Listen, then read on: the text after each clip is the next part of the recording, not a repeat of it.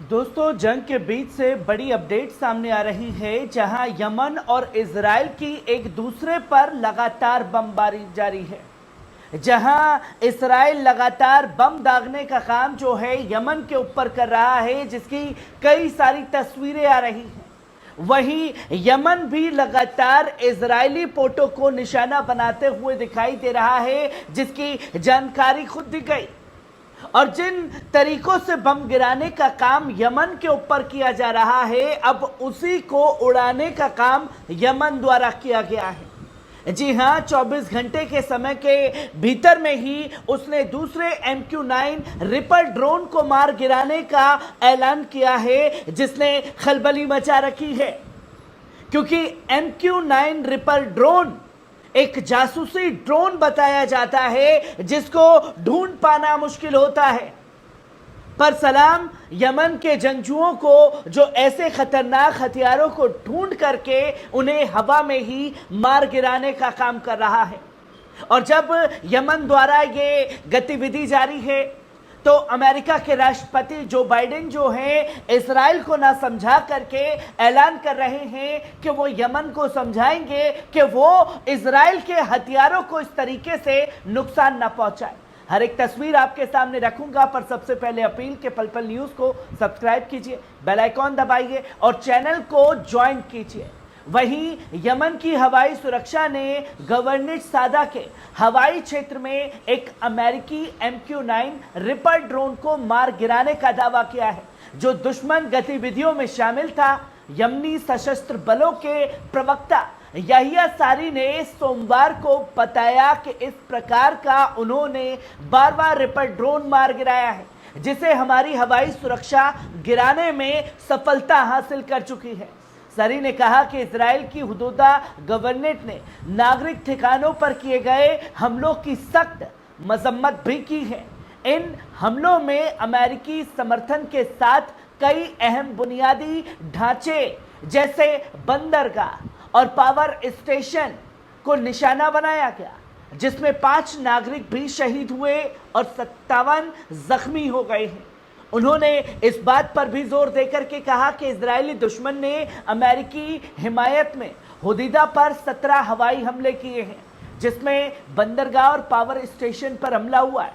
नतीजन 5 अफराद को शहीद किया गया है, तो 57 इसमें जख्मी हुए हैं। खुद याहिया सारी ने इस बारे में कहा, और याहिया सारी ने इस जंगजू हमले की निंदा करते हुए यमनी अवाम, उनके सशस्त्र बलों के मजहबी, इंसानी और अखलाकी फर्ज को दोहराते हुए ये साफ तौर पर कहा है कि ये हमले उन्हें फिलिस्तीन और लेबनान की आवाम की हिमायत से पीछे नहीं हटा सकते।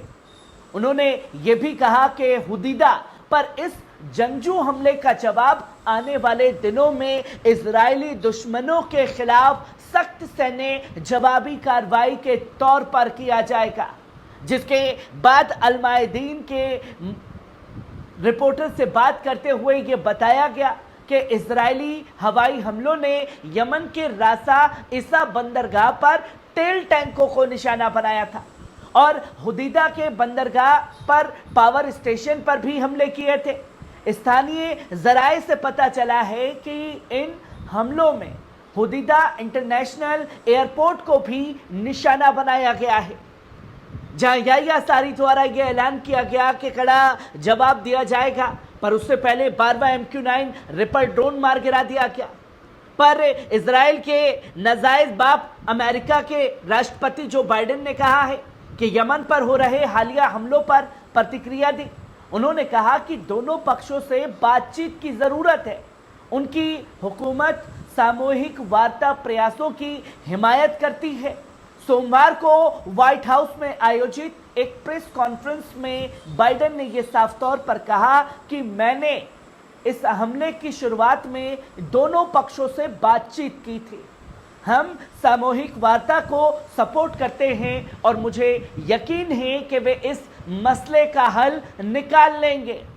गौरतलब है कि इस्राएली वायुसेना ने यमन में हूती कब्जे वाले इलाकों पर हवाई हमले भी किए हैं, जिनमें पावर पॉइंट, एक बंदरगाह, तमाम चीजों को तबाह बर्बाद किया गया। इजरायली डिफेंस फोर्सेस ने 29 सितंबर को अपने सोशल मीडिया प्लेटफॉर्म एक्स पर पोस्ट करते हुए कहा कि आज आईएएफ ने हूती समूह के सैन्य ठिकानों पर हमले किए हैं जो हालिया इजरायली हमलों के जवाब में थे। इन ठिकानों का इस्तेमाल हूतियों द्वारा ईरानी हथियारों की तस्करी के लिए किया जा रहा था। इसके साथ ही बाइडेन ने इस्राइल और हिजबुल्लाह के बीच बढ़ती तनावपूर्ण स्थिति के बावजूद मध्य पूर्व और अमेरिकी सैनिक भेजने की किसी योजना से इनकार कर दिया है। जब उनसे पूछा गया कि क्या वे और सैनिक भेजने की योजना बना रहे हैं तो उन्होंने सिर्फ नहीं कहा। हालांकि पेंटागन ने अपनी मिलिट्री मौजूदगी को मजबूत करने का ऐलान जो है वो भी किया है मिडल ईस्ट में, जहां पेंटागन के प्रवक्ता मेजर जनरल पैट राइडर ने साफ तौर पर कहा है कि सचिव ने अमेरिका बलों की तत्परता को और बढ़ा दिया है ताकि किसी भी स्थिति में तुरंत जवाब दिया जा सके, जो कि ये साफ तौर पर जग जाहिर हो चुका है कि अमेरिका जंग के दायरे बढ़ाना चाहता है। जहां राष्ट्रपति बाइडेन ने इस बात का भी खुलासा किया कि वे जल्द ही इजरायली प्रधानमंत्री बेंजामिन नेतन्याहू से बात करेंगे। उन्होंने कहा, हाँ मैं उनसे बात करूंगा और जब बात करूंगा तो आपको बताऊंगा कि हमने क्या चर्चा की है। मतलब एक तरफ अमेरिका ये दिखाने की कोशिश करता है कि साहब देखिए कि हम इस जंग को रुकवाने के लिए हर कोशिश कर रहे हैं, हम नहीं चाहते कि जंग हो, हम दोनों पक्षों को बैठ करके बात करेंगे और उन्हें समझाने की कोशिश करेंगे। बीते 1 साल से तो अमेरिका हथियार देने का काम भी इजराइल को कर रहा है और बीते 1 साल से ही अमेरिका समझाने की भी कोशिश कर रहा है और बीते 1 साल से लगातार गाजा के लोगों का नरसंहार जो है वो इजराइल द्वारा अमेरिका के हथियारों के जरिए किया जा रहा है।